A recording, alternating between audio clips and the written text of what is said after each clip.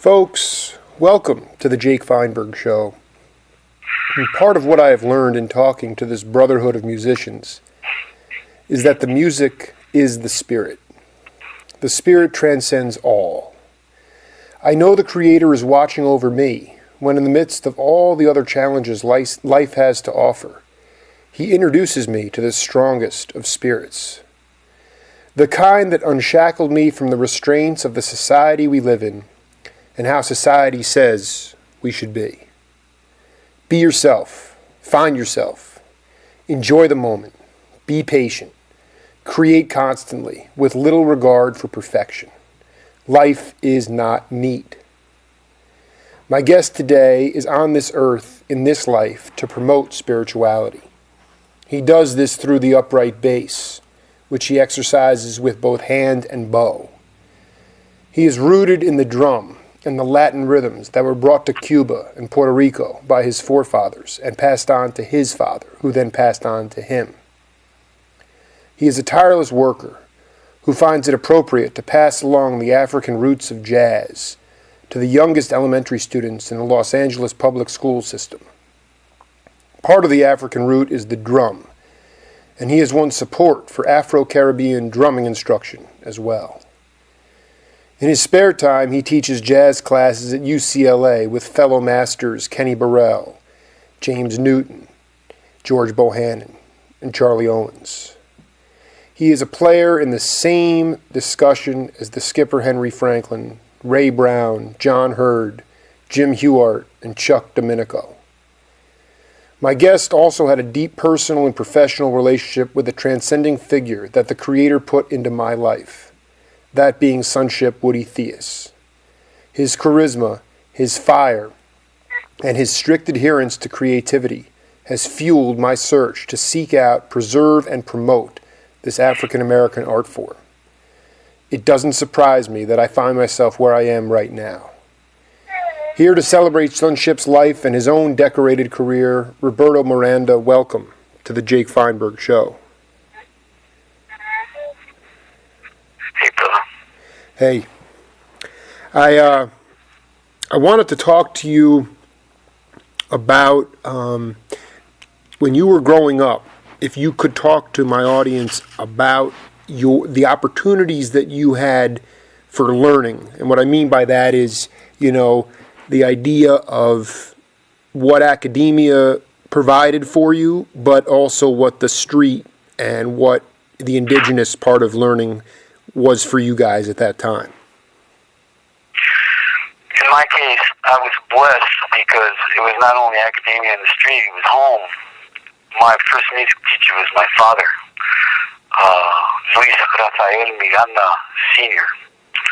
He grew up, both my parents were born and raised in Puerto Rico. My mother, Amelia, and my dad. My dad grew up making and playing his own percussion instruments in Puerto Rico. He grew up in a part of Puerto Rico called Boque, I believe Ponce, yeah. And he taught me what he knew. He taught both me and my brother. My brother's a really good drummer and piano player. He doesn't do it professionally, but he's a real natural drummer, just a really wonderful person. He and Billy Higgins and Steve Solder are the only three cats I've ever met that just kind of naturally sound like the ocean when they play the drums. That's great. Yeah, man. Yeah, that's great. So my first instrument was congas, and my dad was my teacher, and you'll love this, the tests that he would give me. He would come home from work because he always held down another job. He worked for the Department of Water and Power in Los Angeles for, I think, 32 or 37 years. And he'd come home from work, and he'd say, "Mijo, let me have a massage." And he'd lie down on the floor on the rug, and my job was to massage his back. But here's the thing, I would have to do it in rhythm, basically. Yeah, man, basically I would play drums on my dad's back. I love it. And so he would know whether or not I had been practicing. And if I did something wrong, then he'd turn around, no, así no. And he would correct me, right?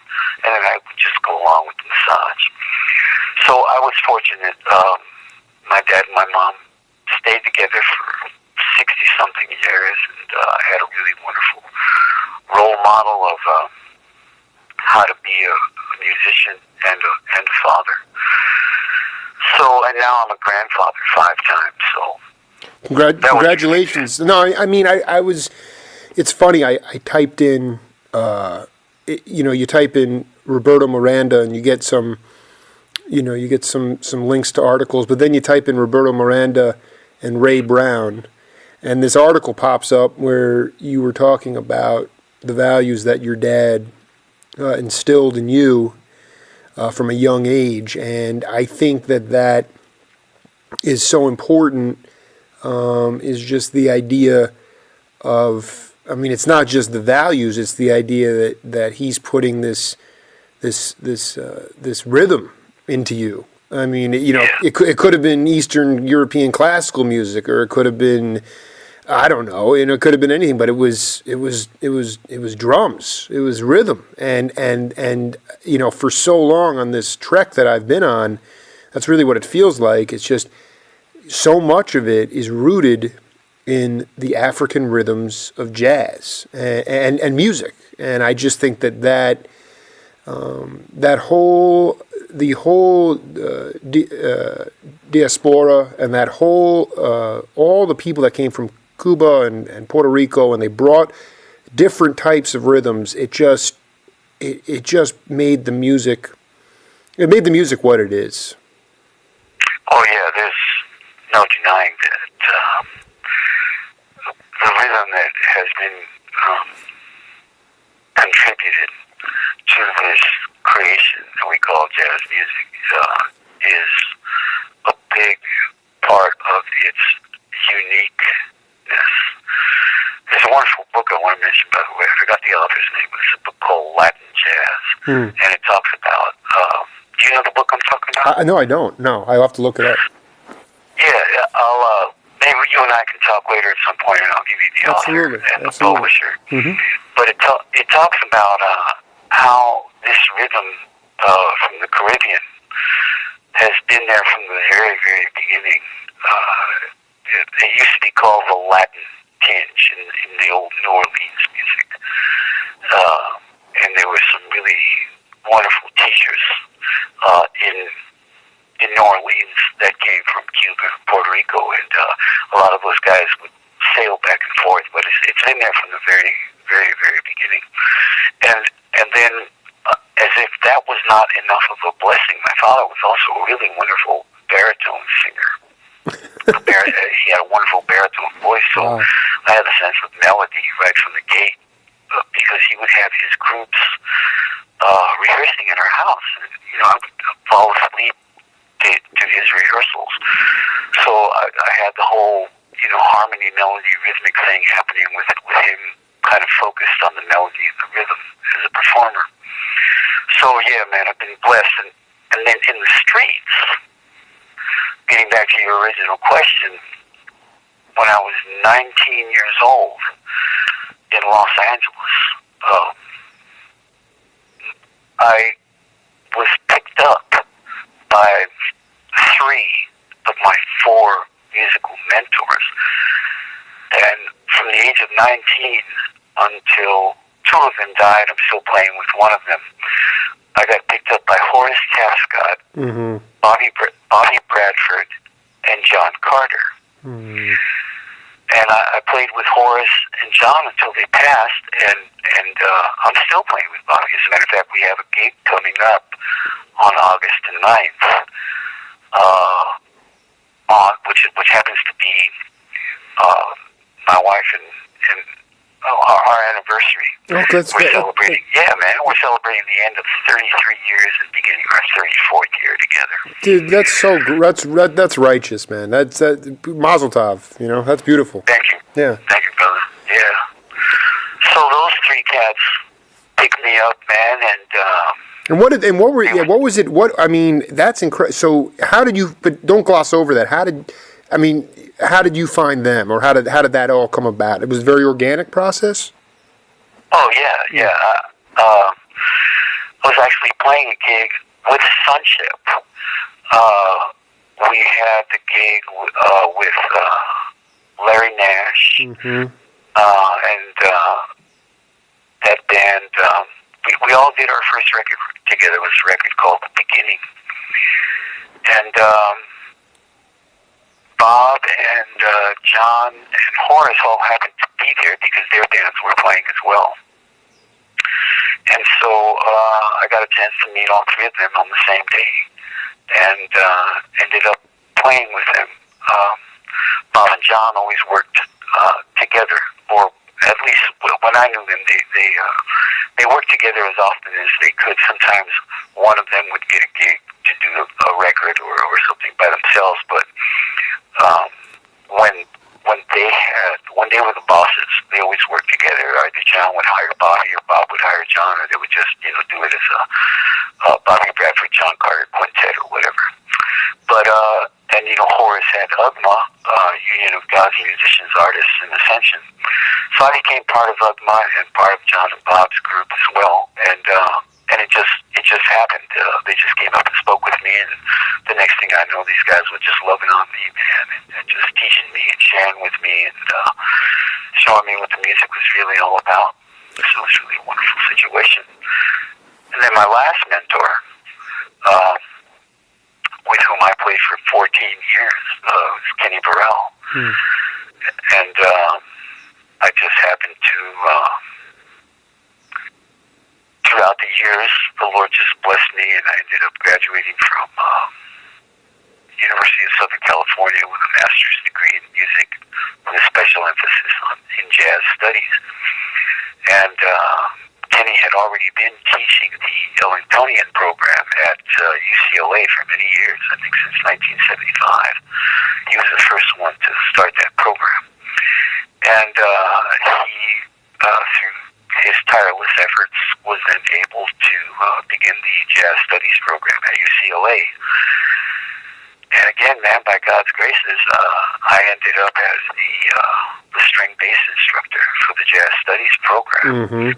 And I'll be finishing up my 15th year there. So 14 out of those 15 years, I actually played in Kenny's band, and then a really good friend of mine by the name of Trevor Ware started playing with Kenny. I introduced them, as a matter of fact, and I'm still teaching there. And so, that's the Lord has just guided me through this valley, so to speak, and has blessed me with these wonderful teachers, wonderful, beginning with my father, and wonderful musical experiences. So I'm still practicing every day, and onward. What can I say? I'm trying to formulate this question in my mind, but it's like, organized religion in general is still very prevalent in this country, although the spiritual part of religion, you can take any one of the major religions, but one of the things that's fascinating to me, one of the things that I've done a lot of work on in talking to your generation, is just this idea that the music, like I said, the music is the spirit, and vice versa. And the only way for the music to be authentic is for there to be spirituality in that music. And I wasn't around for that time. I was born in 1978. I mean, you're celebrating your 33rd year of anniversary. I mean, I just turned 35, and I'm looking at it, and I'm saying, as a journalist, I said, my gosh, what has happened to that base of spiritual, the ascension and the transcending spirituality of it, and the love and the camaraderie, especially within the African American or the Afro Latin communities, that was just so there. And it's what what I'm learning about, what I want to continue to learn, and I can see that the Creator is pushing me right in the direction that I should be going in, is this idea of authenticity and balance in how you in your learning in how you learn. And part of it is leadership. I mean, that's part of it, and part of it is that people were searching for their own individual sound. And I'm curious as whether you were, when you were really just that 19-year-old, talking to Tapscott, Carter, and playing with Ship and all those guys. I mean, it was about individualism and spirituality. I mean, how did you bring that? How did that spirituality come into the music? I want to know about that. Okay. First of all, with relationship, because I can do this much more quickly to the individuality. Yes. Jazz music is one of the few musics in which the student expressing his or her individual voice is encouraged from the very, very, very beginning. In other words, the world does not need another Charles Mingus or another Ray Brown or another Scotty LaFaro. What is Roberto Miranda going to bring to the table? What kind of contribution is Roberto Miranda going to make? So I was encouraged from the very, very beginning to don't take all the time. I mean, it's okay to learn from the masters, of course. I mean, the masters are there to share.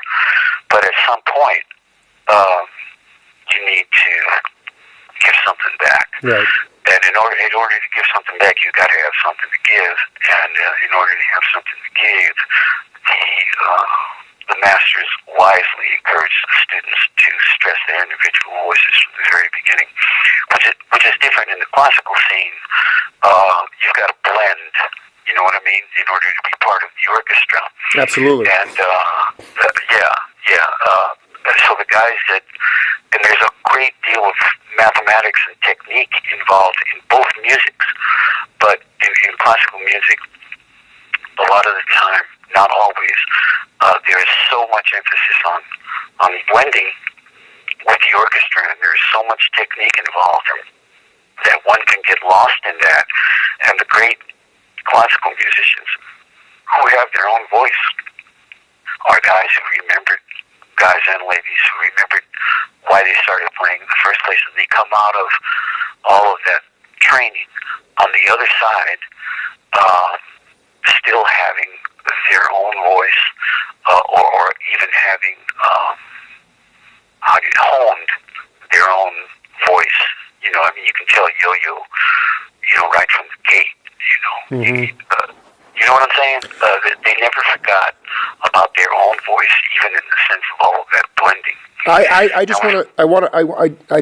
want you to keep going, but as a younger person from a different generation, it seems to me that younger people, because of the lack of experiential learning, you got to practice and the mathematics and you got to be trained, but there was a looseness and there was a fluidness to it that allowed you to find your sound.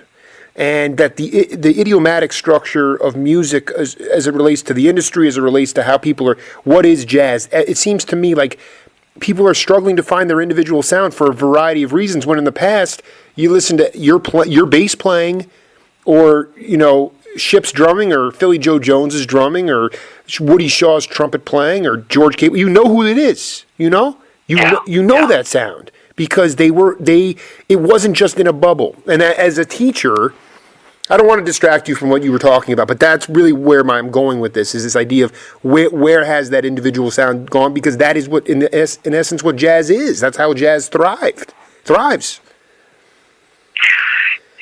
My answer with relationship to that is, a lot of people talk about a lot of things in jazz music, but they don't talk about the love within the jazz community. Mm-hmm. You know what I mean? Henry Franklin and I may not see each other for 2 or 3 years, man, but when we see each other, man, we are each other's favorite fans. We we love each other. Exactly. We're brothers. Yeah. You know what I'm saying? Mm-hmm. And sharing that love and that respect for each other in the community is a big part of what encourages that solo voice. When a student understands and realizes that, wow, my teacher is kind to me. My teacher encourages me. My teacher must like me. You know, so I must be doing something right. So let me continue being who I am rather than trying to be somebody else. And my teacher also encourages me to go for the sound that the Lord gives me in my own spirit rather than trying to sound like someone else. My teacher has said to me, no matter what instrument, you know, the person is playing, my teacher has said to me, it's great for you to continue to learn from this particular person that plays your particular instrument or whatever. But after you learn that particular lesson, don't forget who you are. What are you going to bring to the table?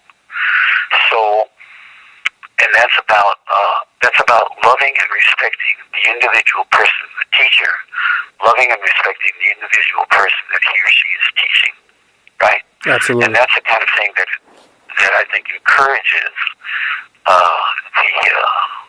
that individual voice to never be overwhelmed by, you know, the technique or the instrument itself. You know, the bass is an unforgiving instrument, man. You know, I've gone sometimes for a couple of days without practicing, and I'll pick up the bass, and, you know, I just have that bad boy look at me and say, "Oh, really? You think you can just pick me up just like that, huh?" Well, right. You know, I got news for you, buddy. You know what I'm saying? Yeah, it'll humble you quick. Yeah. And every single instrument is like that. You know, you have got to spend time on the instrument. You got to spend time knowing what the instrument is about.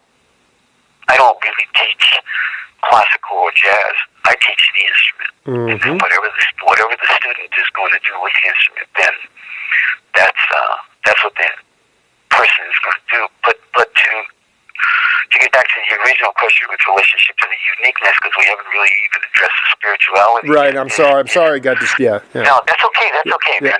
But I didn't think we were going to. It's an important thing, and I don't mind that we're spending time on it. It's this encouragement of the individual voice of the individual person. You know, we're not a jazz teacher or even a classical teacher, any kind of music. We're not a factory. That's one thing that I'm very careful about, because I do believe that there are some music schools that have this incredible reputation for turning out quote-unquote monsters. It seems as though, in the same way that other academicians have to publish in order to stay alive, music schools have to turn out these monsters. You know, these guys that can the sight read. You know, specs. If a spec would happen to fall on a piece of music paper, they would read it. You know, right. These incredible technicians. You know, and you know, that's not music, man. That's math. And I don't think that there should be any, what's that word? I can't think of the word right now. There shouldn't be any lessening of compromise. That's the word I'm looking for. There should not be any compromise of the musicians learning their craft, learning the mathematics of their craft, how their instruments work, ear training, reading, etc. All of that has to be learned, and it has to be learned at a very high level in order for it to be high art. But that's not where the music stops, and that's what you're getting to. Yes. There is something stronger than that, and that stronger thing is love. That stronger thing is the individual spirit in the person, and that individual spirit can be lost in terms of it being able to express itself if the teacher does not encourage the expression of that individual spirit and the giving thanks to the awesome creator of the universe for this wonderful gift of music.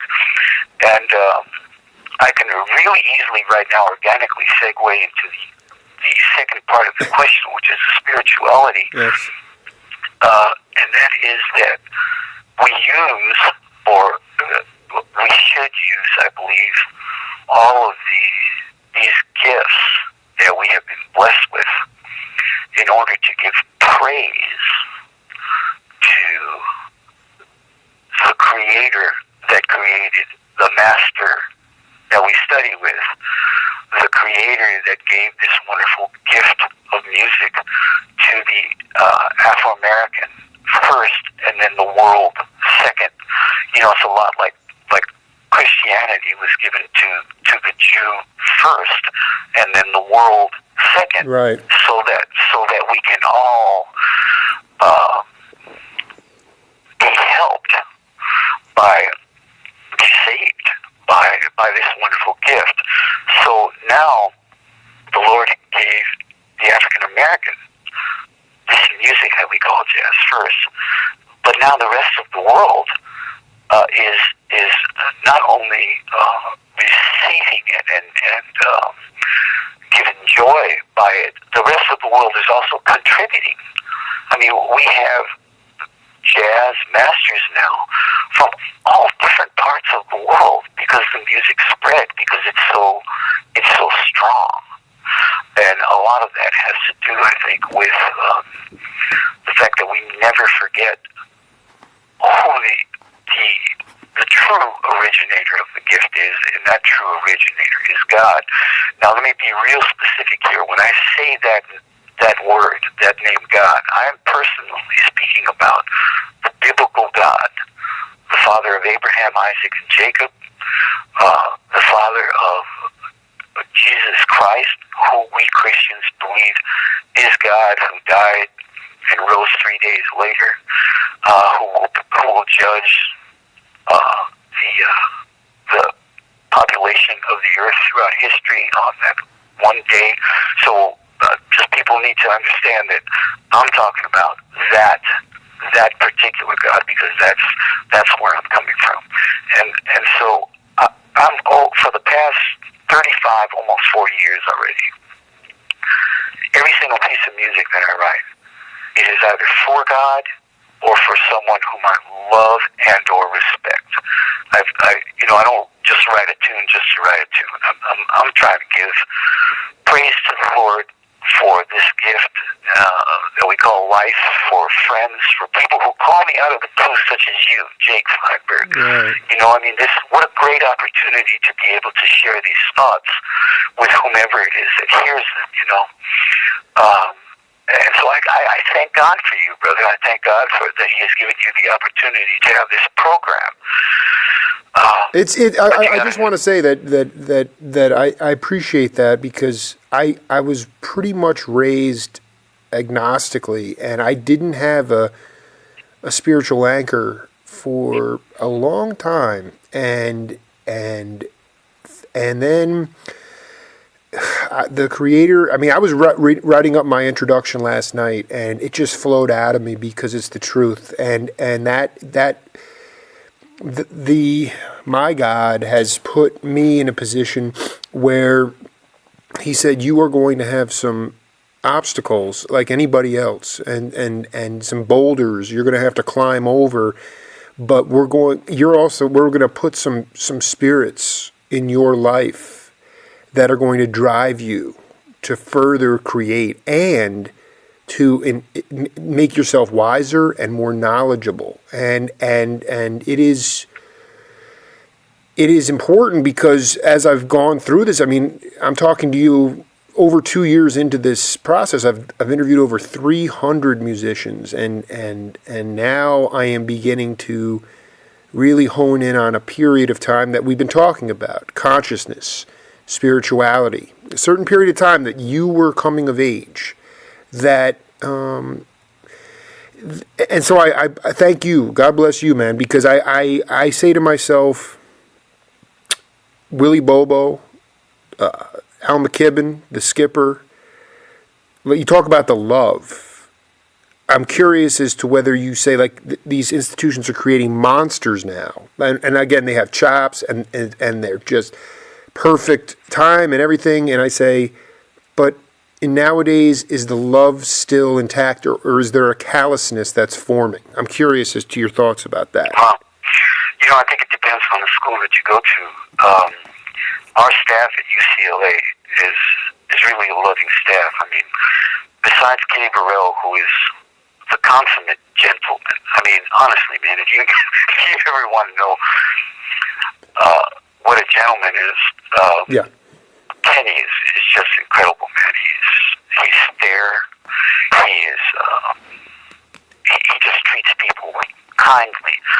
And all of the guys that are working there now, it seems to me, are very loving to the students.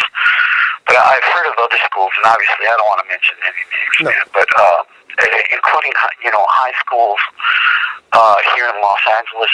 There's a couple of, 2 or 3 actually, really good music high schools. But one of them, in my opinion, is just turning out, they're a factory. They're not really interested, from what I can see, and I'm sure that this is a generation of, in the students, what they're interested in is their reputation as a really, really, really good music school, so that they can continue to make money, so that they can continue to be funded. But it doesn't seem to me as though they have the students' spiritual growth, Exactly. As well as their musical growth in mind. And that's the world we live in, man. A person's spiritual growth takes time. It's a slower process than a person's academic growth, or let's just can we use the word mathematics as kind of a catch-all for technique? Yes. Which and then we could just use the word love for this other thing that we're talking about. Yeah, there are schools that I think have the mathematics as the focus, as opposed to the fact that the mathematics mean nothing without the love. I can think of a lot of musicians who have just these incredible chops. I mean, serious chops, man. Things that I can't do, man. But I don't like to listen to them because I'm not hearing what you spoke about at the beginning of the program. See what I'm saying? I'm not hearing that love. I'm not hearing that spirituality.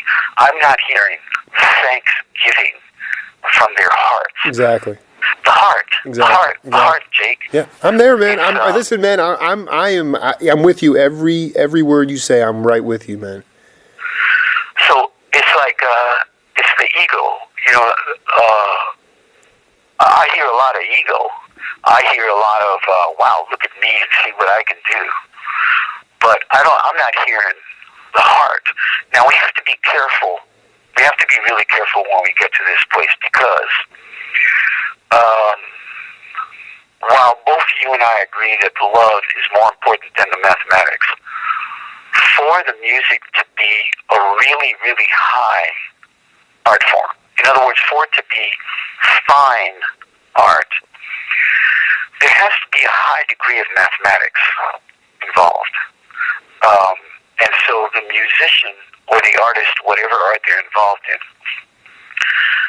has to dedicate themselves toward learning the mathematics of their art form at a really high level. I remember reading a book on Michelangelo written by Irving Stone many, many years ago. And when I first realized that Michelangelo would go to the mortuaries just to study the muscle structure underneath the skin, so that he could be more precise when he sculpted, right? I was amazed. When I think of John Coltrane and a lot of the guys buying the Thesaurus of Scales by Nicholas Slonimsky, when I think of Duke Ellington, just spending all of that time writing, I mean, these guys were serious artists. All of the composers that went to study with Nadia Boulanger in Paris, the young kids that are coming to UCLA to study at USC. Coming to Los Angeles to study at UCLA and USC Jazz Studies Department or California Institute of the Arts. People, great artists have sacrificed a great deal of time and put forth a great deal of effort to learn the mathematics of their art. But they have realized at some point that all of this means nothing. It means nothing if the love is not there. If it's not there, I think of the Apostle Paul in 1 Corinthians 13, chapter 13. It's called the love chapter in the Bible, and it just speaks about you can do all of these things, and he goes through this list of things, but he says if it's not done with love, it means nothing. It means absolutely nothing. So I think what you're hearing and what you're asking me about is that love still taught? Well, not taught, but encouraged. Yeah, right. And I would say yes. I would say absolutely, yeah. That love is still encouraged. It's the music is still taught in the streets, absolutely, in the home. But I don't think there's any doubt that because jazz has become more appreciated than it used to be, and there are now colleges and universities, junior colleges, where people can go to learn the art form. Many of these colleges, universities, and junior colleges are staffed with fine musicians that know that the technique needs to be taught, but that if you ever have to make a choice between the technique and the love, that the love has to be stressed, because otherwise it's not music; it's just mathematics. I think that part of the opportunities, one of the things that confronts younger musicians today, this idea where you go to junior colleges, or you go and you learn the mathematics, and then also you're under the guidance of Charlie Owens or yourself or James Newton or Kenny Burrell. I mean, but then how do you get secure enough to be able to play it? Because the lack of venues. I mean, the amount of places that you guys could go and play live or just get together and jam allowed you to cultivate your individual sound and that love, because you guys were flubbing notes and laughing and having fun, and you get up on the bandstand and it wasn't about perfection, but you took great pride in what you did. But that's where the love came from, was the 5 nights a week at the IT Club or whatever African club used to be around. Charlie Owens talked about the Skipper used to have jam sessions down. There used to be so many places to go. I mean, it's more what you just very eloquently stated was the balance between mathematics and love. Okay, but then it's the opportunity to actually express that in a live setting with an audience that actually understands what they're listening to. And that's my next question is, how can you possibly create, you have all these great musicians with all these chops, and yet I really truly believe that the only way you're going to cultivate that sound is by being able to get up as much as possible in live opportunities to play. And I think there's what is there, one jazz club left in Southern California? That's part of the issue, I think. Yeah, that is a big part of the issue that this particular generation right. struggles with, the generation that came after me. And it seems as though the Lord is addressing that, first of all, by having regular combo and big band rehearsals at whatever schools the kids are going to. I mean, my students play music with each other every single day. They're either jamming at somebody's house, or they're going to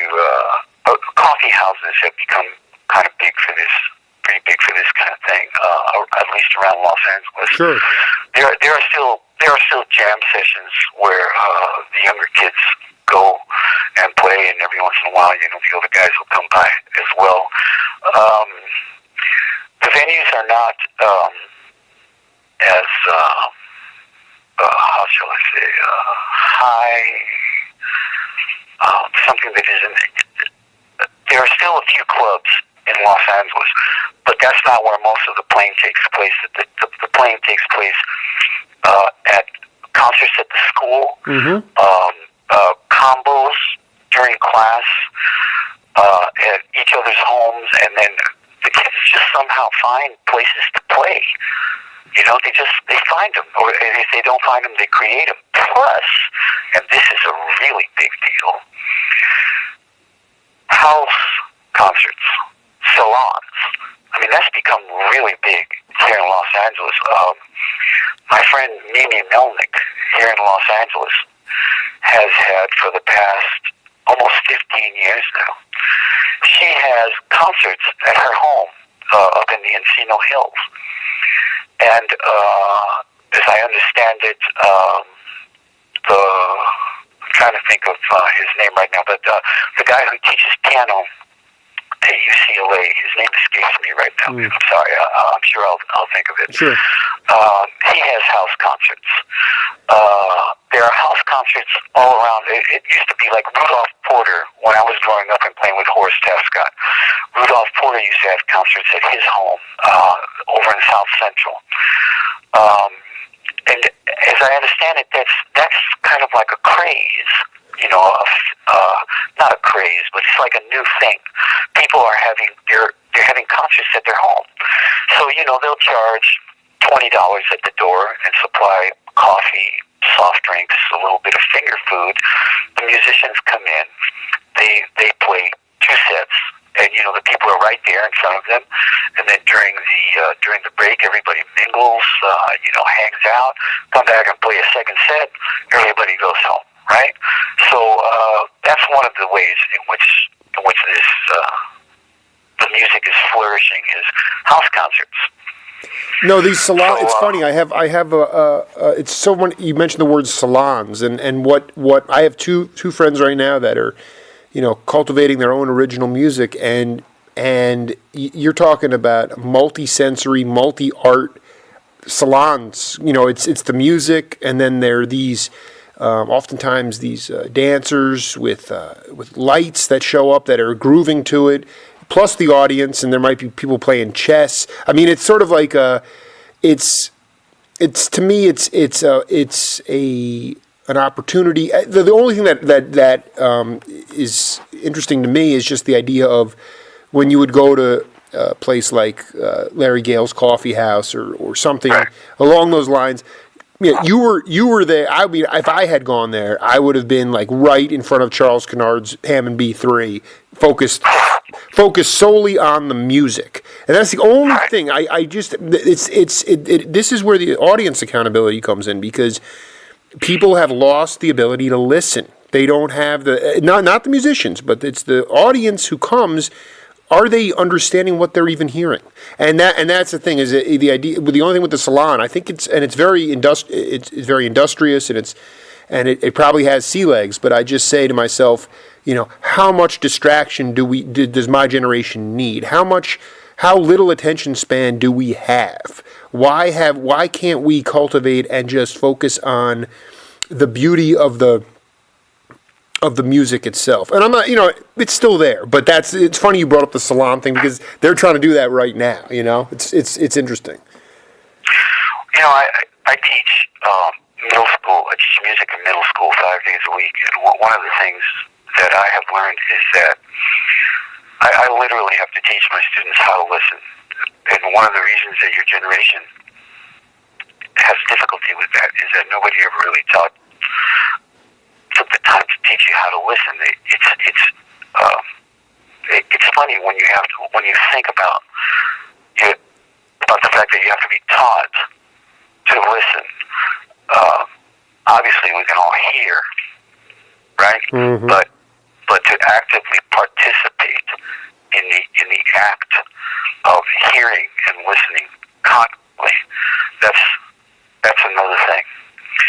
And a lot of the times the kids don't want to take the time to listen. It's too much energy.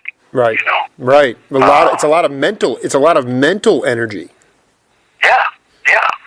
So part of it is laziness, and I think that's true with everybody, and it has been true throughout history. Some people just don't want to take the time. I remember one time hearing somebody said something about, once you're dealing with fine art, really fine art, you're only dealing with a very small percentage of the population anyway. So, well, dig this, man. David Cherry is calling me as you and I are speaking right now. That's funny. Yeah, no, it doesn't surprise me. You know, I mean, go ahead. No, I'll call him back. But it's just funny, you know. I mean, here's a guy who had the same thing I had. I mean, you know, he was able to study with his dad, exactly, as well as the streets. Yeah, right, exactly. You know? I mean, the streets is a very that term is not real. I just say to myself, there was this period in the late '60s and early '70s when you had Blakey, you had Dizzy, you had Miles, Max Roach, Cannonball, sort of at the back ends of their careers, but they were still. I mean, the infrastructure was there, travel agencies were there, venues were there, and this stuff was taken all over the map and all over the country. And there was really and I know you're passionate about this too, because I just, you know, I'm just a Jewish kid from New York, but man, the thing that is so fascinating to me about the way the music was marketed in some ways was at least the idea that where did the roots of jazz come from? It came from the African roots, and I know, like we talked about, it's been dispersed all over the world now. So essentially, it's sort of this melting pot, you know. But I don't know why, you know. I can't account necessarily, but I think one of the things is the idea that I don't know where I don't know where the sophisticated improvisational music, black improvisational music, why that drifted so far away. I think it was just so entwined with it is so entwined with the music, and I don't think there's a boogeyman out there that necessarily pulled it out of there, but it's this. The swing element to jazz came from the Africans, and I am totally obsessed with this idea that it has to be clarified, you know, very strongly. Yeah, and I don't think that anybody who knows what they're talking about would disagree that the swing element came from the African influence. I mean, how could they disagree with that? That's historical fact. I mean, some people will tell you Auschwitz never happened, you know, but, you know, they're mean. They have no love. You know what I mean? These people are filled with hate. You know what I'm saying? Yeah, I mean, it's interesting, though. I mean, you ask enough people that, you know, people that have promoted jazz for a long time, it seems like everybody has their own, you know, idea of, you know, what the word means, where jazz came from, and to me, it's a disservice to the people that brought the music to this country, and part of it, Roberto, is this idea of how the black media covers their own music, and whether or not they even do, if they're doing anything at all. And that's part of the issue that's part of the beef that I have.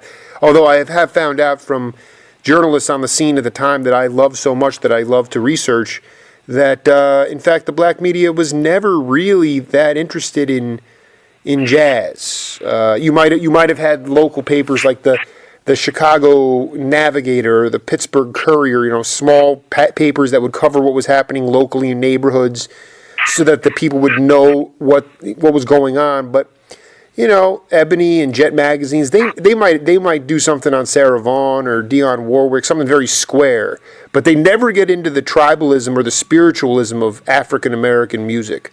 That to me is the most vibrant stuff. That's the reason I connect so strongly with the Skipper, and why Ship is in my blood and McKibben is there. That to me, those roots are so strong. They go to the soul of the world, And that stuff I don't understand why people don't understand that, or they. At one time it was covered. I don't want to keep rambling on. But it's just that's. No, I'm hearing your heart, man. Yeah, and that's what I really at the core I'm trying to. I feel one of the. It's just interesting, someone like Kenny Burrell, who I interviewed a couple weeks ago. It's like he's talking about Detroit was his education. You can't necessarily replicate that now, but look what came of that. Look what came of the city, just the street learning. And look at the players that came from it, the African-American players, the Donald Byrds and the Tommy Flanagans and the Elvin Joneses, Kenny Burrells. And they came from the street. And they were writing their own books. You were writing your own books. And now everyone has to, there's techniques and there's books on this guy and there's a master on this guy. And I say, my God, we got to get back to that street a little bit. We got to figure out how to turn it back. There's an imbalance right now. That's how I feel about it. Have you interviewed Bobby Bradford? Not yet. Well, I would recommend to you that you do it quickly for this very reason. Besides being a master musician and teacher, Bobby Bradford is one of the most eloquent and well-informed historians about this music that I have ever met. I mean, Bobby really knows the history of this music. I would love to interview him. I think that he might be able to address this question you have concerning the black media.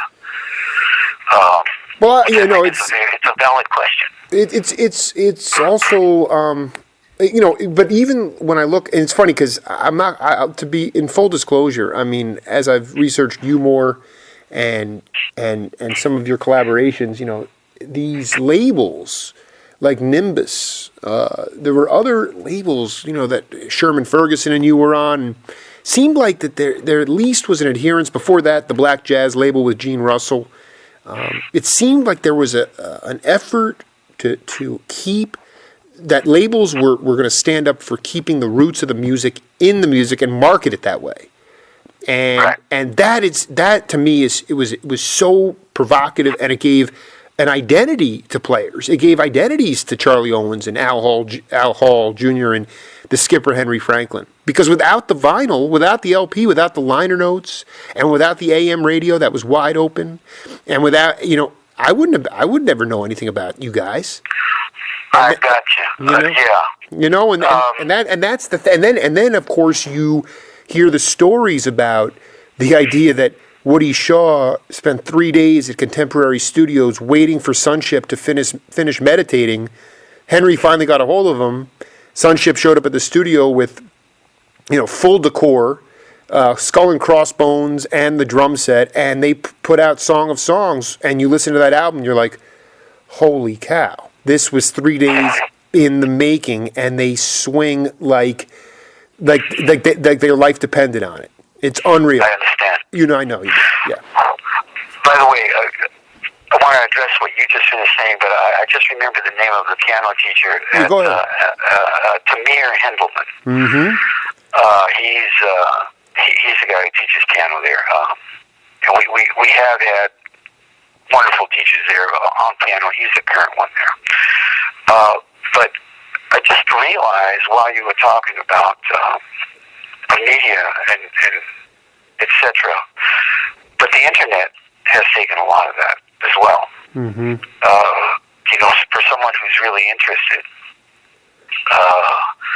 the internet is a really good place to go with relationship to researching a player that one might be interested in, or interviews or things that have been written either by or about this person, and that's something that we those guys just didn't. We didn't have that. I was born just when television was born. So the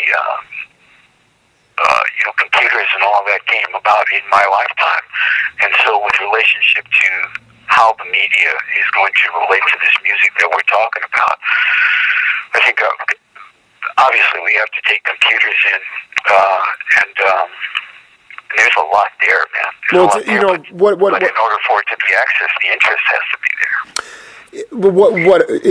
Through the research, we've become so interconnected so quickly, and we didn't have to be like that, but there was, just this overlap of like you said, an open-mindedness to all different types of music, and the idea that Ravi Shankar could bring Indian raga music from India and then wind up at Shelley's Manhole playing with Elvin Jones. I mean, it's just gorgeous. I mean, that's art. That's art. And the part of the issue is that there's so much on the internet. I mean, that's where our interview is going to go up there, right? And it's going to be accessed by thousands of people over the course of history. Millions maybe. Who knows? And so the idea that regional pockets of music could kind of build up and be almost shrouded in like people heard about it, or they heard stories about it, back alley stories through their own tributaries and their own individual pathways. All of a sudden you'd go there and it would hit you right in the face. You'd be like, wow, look at this Afro-Cuban stuff going on. Look at these, look at that. I always forget that famous park, that Griffin Park. Where those great drum circles used to go on, and still do. Yeah, Griffith Park and Venice Beach also has some great drum circles, and Elysian Park. There's like, in the history of Los Angeles, those three places have had incredible drum circles, and they were schools in themselves. Exactly. Schools in themselves, absolutely. So, I'm giving you my entire, all the stuff that I'm learning and that I want to continue to research, because like I said, on your staff, the love and the beating heart of your staff, when I think about it, I interviewed George Bohannon, I interviewed Charlie Owens, I'm interviewing you, I interviewed Kenny Burrell, I'm going to interview James Newton. It's just, I'm like this. I feel like I have a home here. It's a beautiful group of people that are completely dedicated to the intermeshing of music and the spiritual love of the music. That's how it flourishes. But the fact that anyone can, things are very. The internet is one of the best, and also sort of, it's the worst kept secret out there, because you can really find anything you want. But that period of time, I do want to just spend a little bit focusing on essentially, your brother was a Sonship, and I remember my fourth interview I ever did was with the Skipper, and that was a live radio interview, and I just by chance, I knew that he had collaborated with Ship, and I brought him up, and he told me, he goes, we just lost him. And he had passed, basically almost 2 years ago today. And I became a little bit, all of a sudden I became very connected with Sonship, and I started to meditate in my own way, and I connected with him. And there's no doubt that he has been a creative force. I don't play the drums, but he has been pounding rhythms in my head to continually pursue what I'm doing, because he knows that I'm on a path of a very loving path, and he's pushing me forward. And I was just hoping you could talk a little bit, give a little bit of insight to the strength of this guy, to the individualism, and to sort of his value set that made him such an amazing player and a person. Well, his value set for many years prior to his death was based upon his love for Jesus Christ as his Savior. And that's one of the things. Of course, he and I were very, very close friends even prior to that. But one of the things that he and I were able to really concentrate on together through the music was our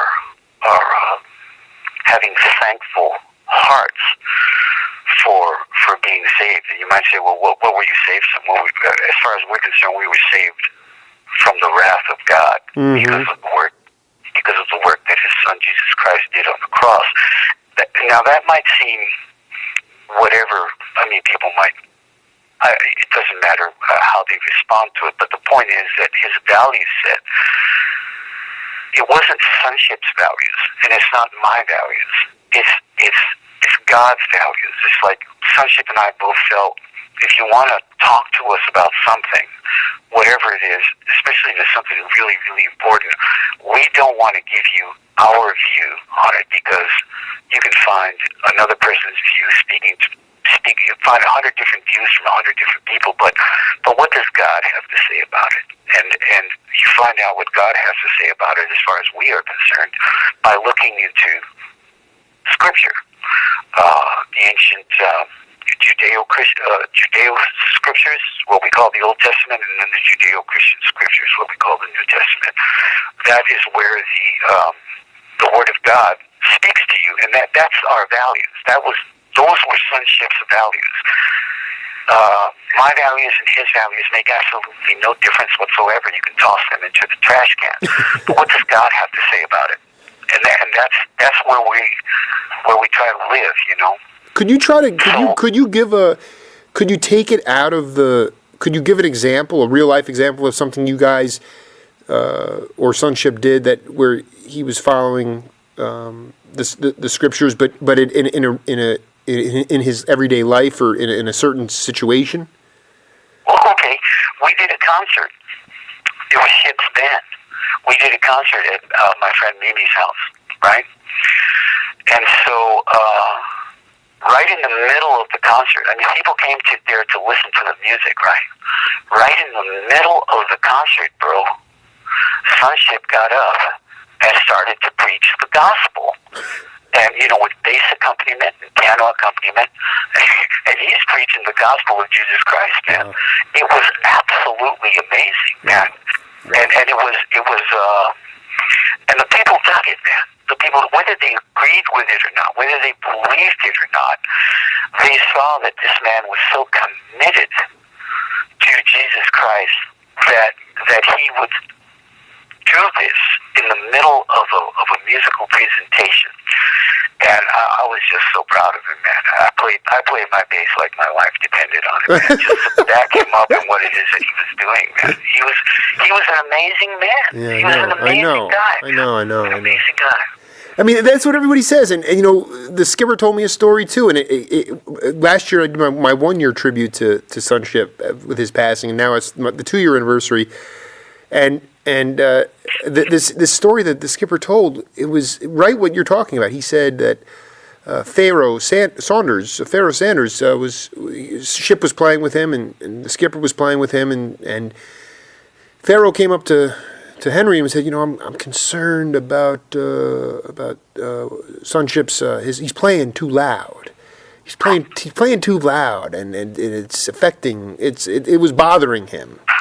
And so he actually brought it up to Sonship himself. He said, you're playing. Would you consider lowering your volume, because it's extremely hard right now for me? And Ship responded by saying, I need to think on it for a few days. And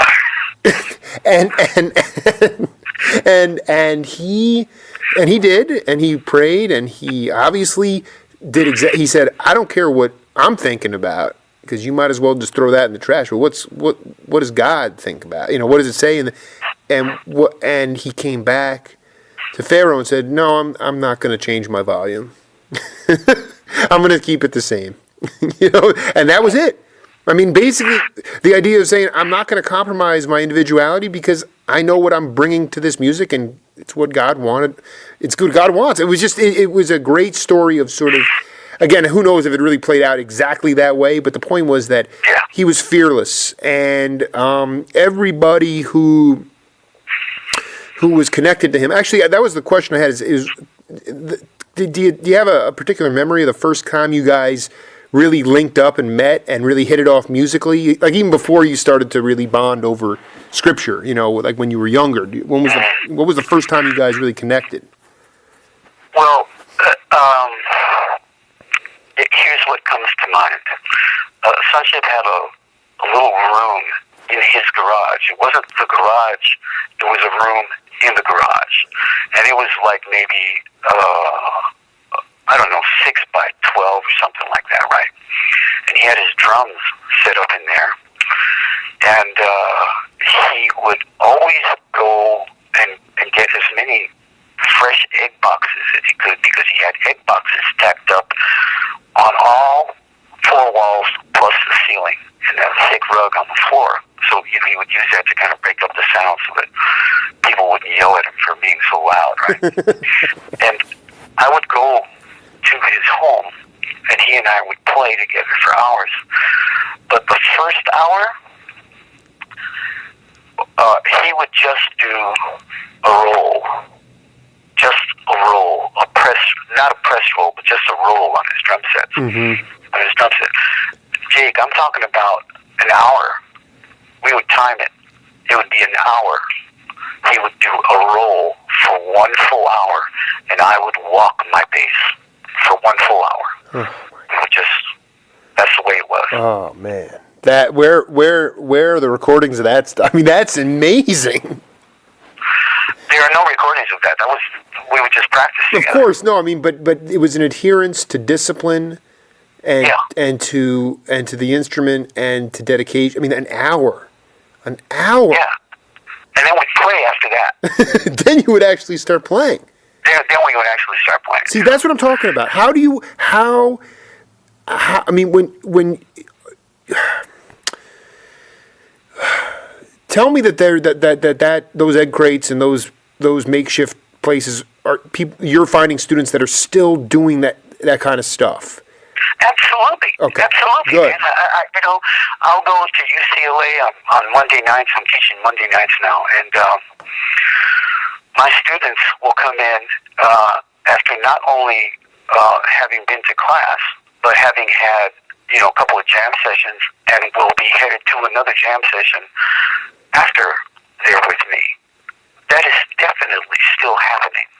We just don't hear about it because it's not as oftentimes as in public as it used to be. They don't have the places to go to jam where they have the audiences, but they have each other, and they might have their fellow students, that are majoring in other areas. They're listening to them and stuff like that. But yeah, man, of course it's there. No, what I mean is that the spiritual in the individualism, the idea of saying, Roberto, we're let's just do this for an hour.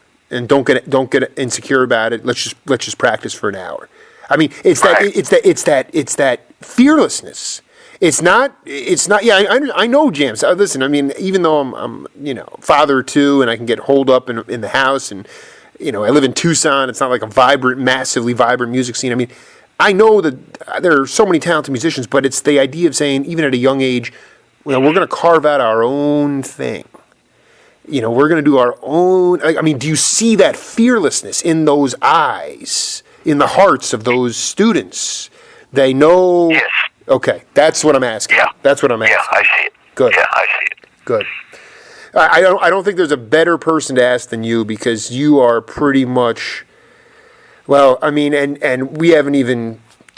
My gosh, we're gonna. This was the first set. We're gonna probably have to do this a second set, because we did not address a lot of other things, including the Afro-Cuban, the Afro-Caribbean, the congas. I had no idea about your percussive background, and what I do want to end with, though, in this first set, Roberto, is the idea of the humbleness that you have, and it's something that I'm cultivating in my life right now as I continue to grow. Is the idea, you're working right now with the gravitas of UCLA, but you're also right in the trenches of the elementary schools and the Los Angeles public school system, passing on knowledge and wisdom and all this stuff to young elementary school kids. And I think that, to me, it's It's one of the most beautiful things, because I've been searching for someone like you. You know, like the skipper, for instance. I mean, he's, you know, the guy's just a monster. And, you know, he, you know, I mean, I keep telling guys like Henry, it's like, you know, you got to go back into the schools. You got to go back into the schools. But, you know, he's got a lot going on. And now I find you, and I read that that's what you're doing. And I'm like, boy, that's pretty much exactly what you need to be doing. And I just wanted you to talk about that experience, how gratifying it's been getting the grants for the drumming, for the Afro-Caribbean drumming, and just what it has done to you, how it's made you feel, and how it makes you a better person, how it makes you keep growing, and the results that you see. Well, I've been teaching with LA Unified now for 20 years. This June will be the end of my 20th year. The first 9 years that I taught elementary school. For the past 11 years, I've been teaching middle school, and I teach at a performing arts magnet. Now, a lot of people's jaw will kind of drop when I say this, but at the school that I teach, and this is LA Unified Public School System. We have 3 full-time music teachers. I teach the strings and the Afro-Caribbean percussion. We have another person that teaches all the concert band instruments, all of the woodwinds and the snare drum, the concert percussion. And we have another person that teaches choir.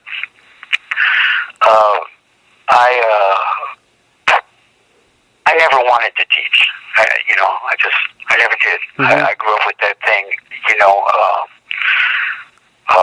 those who can do and those who cannot teach. But then I realized, wait a minute, Johann Sebastian Bach was a teacher. And we can go back throughout history and find all of these incredible artists who not only produced great works of art, but they also taught. I understand that Johann Sebastian Bach's students really loved him, too. So, what I've learned throughout my teaching career is being around all of these young people helps me to be a better father, because I see how not being a good parent has affected maybe many of my students, and vice versa. Right. I see how being a good parent also affects the students. And many of the problems that I have in my classroom are caused by students who have a lack of love in their home, lack of leadership in their home, especially from the father. My heart really goes out to single mothers. I feel that men in this society have really dropped the ball for the most part with relationship to leadership in their families. And so that's one of the things that has become really crystal clear to me, is that a father has one of the most important jobs in life, to lead his family. And the consequences of doing that properly or not doing it properly are profound, totally and completely profound. So maybe the Lord just said, Roberto, you got to learn this, so that I could be a better father and now a better grandfather. Well, I mean, that's pretty heavy. I feel you very much in what you say, but I also look at the idea of the first thing that came into my mind was, thank God that Roberto is able to pass on the actual physical traditions of the drumming, even if it affects 2 or a dozen or 6 students. It's like the idea of the history and the stories and the spiritualism and and the rhythm and the actual playing. That has to be preserved. And it seems to me that there's been a fleecing of that. I mean, and part of it, my generation, younger generations, it's not necessarily our fault. It's just, like you said, there's a leadership void. Part of that is in the household. Part of that is from fathers.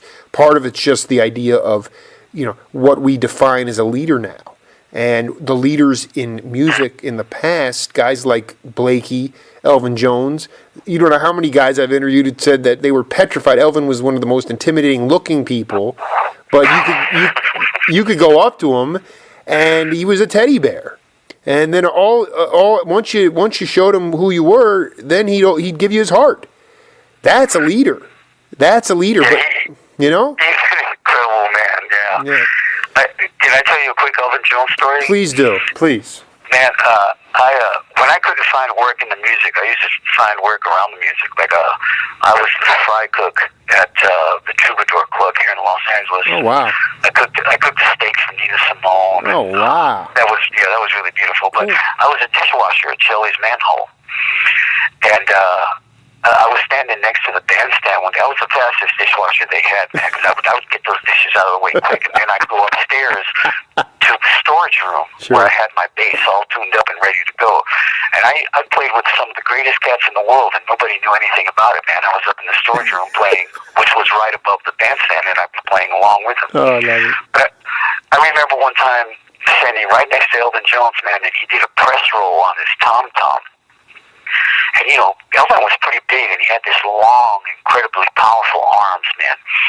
And the legs on the tom-tom, while he was doing the press roll, they started to bend outward, right? Mm. So, like when Blakey used to do a press roll, he would end the press roll with like a rim shot, right? Yeah. Well, what Elvin did was he did this press roll, and it looked like the tom was just going to go down into the floor, and then he just let it go, Jake. He just let the press roll go, and the tom-tom literally, physically sprang up from the ground, man. It left the ground, man. It was amazing, man. It was a beautiful sight to see. That's the transcend. That's it. You just hit it, man. That's you look at that and it's seared into your memory. Absolutely. Just like one time I cut my hand washing dishes, and Shelly Mann walked in, and the guy that was taking care of the club, Rudy Underweiser, he said Roberto cut his hand, and the first thing out of Shelly's mouth was, "Can he still play?" That was the first thing out of his mouth. Can he still play? And Rudy said, "Yeah, man, he's okay." And then Chili said, "Well, then it's all right." Yeah, right. You know what I mean? I mean, those guys were incredible. And with relationship to passing on this tradition, I tell the kids when they come into my classroom, I'm teaching you what my father taught me. I tell them about my father. I tell them he was my first music teacher. And so by the time they leave my classroom, they play tumbao, wawanko, Mozambique, songo, all of the rhythms that I've learned throughout the years. These kids know them. Now, some of them have gone on. I recently had one that graduated from California, Cal State Institute of the Arts. And when this kid first came to me, he was a sixth grader, and he was failing everything. And I mean that literally. I mean that he was failing every single class that he was taking. And I put a drum in front of him, and he said, "What's this?" I said, "That's a conga." And this kid went on to be my drum leader for 2.5 years. And he went on and graduated, and he got a scholarship to Cal Arts. I have another student right now. When they leave me, I usually turn him on to one of the guys that I know that really teaches the true stuff here in town. And there's a teacher over at Cal State Northridge by the name of Jerry Steinholtz. I know Jerry. I know. I haven't interviewed him yet, but sure, yeah. Yeah, well, I 2 years ago, I sent one of my students to Jerry. I called Jerry up. I said, "Look, man, I got this kid, and he loves the drum, and he's got incredible talent. He's learned everything I've taught him. Will you accept him as a student?" And Jerry listened to him and said, "Yeah, man, I got him, no problem." And he came by and visited me just last week before spring break, and he sounds incredible, man. I mean, he's really learning the music, you know. So even if these kids don't go on to become professional musicians, they come up to me now and they say, Mr. Miranda, I heard a commercial the other day, and they were playing the rhythm that we learned last month on the commercial. And I told my parents about it. And I told them the name of the rhythm. And so see, now they've been taught how to listen. Because you can't, in my string classes, I teach reading. I teach how to read music. But I don't teach how to read music in my drum classes because I wanted to teach the kids in the same way that my father taught me.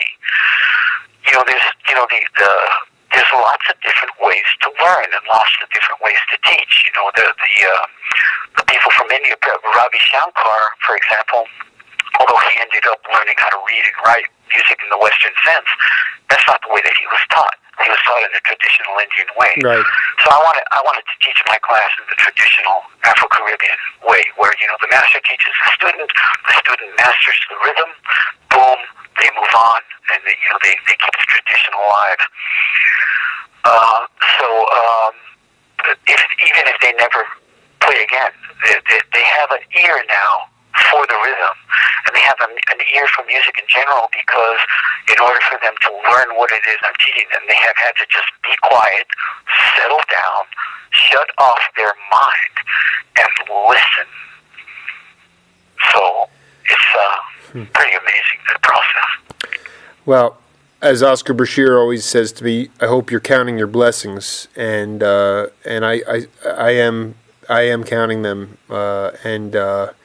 Roberto Miranda, I mean, we'll do set 2 real soon. I can't thank you enough for today. It was just a great opportunity to be enlightened, and long live Sonship Woodrow Theus, and you keep it happening, man. Amen, man. Amen. And till the day I die, God willing, man. Till the day I die. Talk to you soon, brother. All right, brother. All right, man. All right.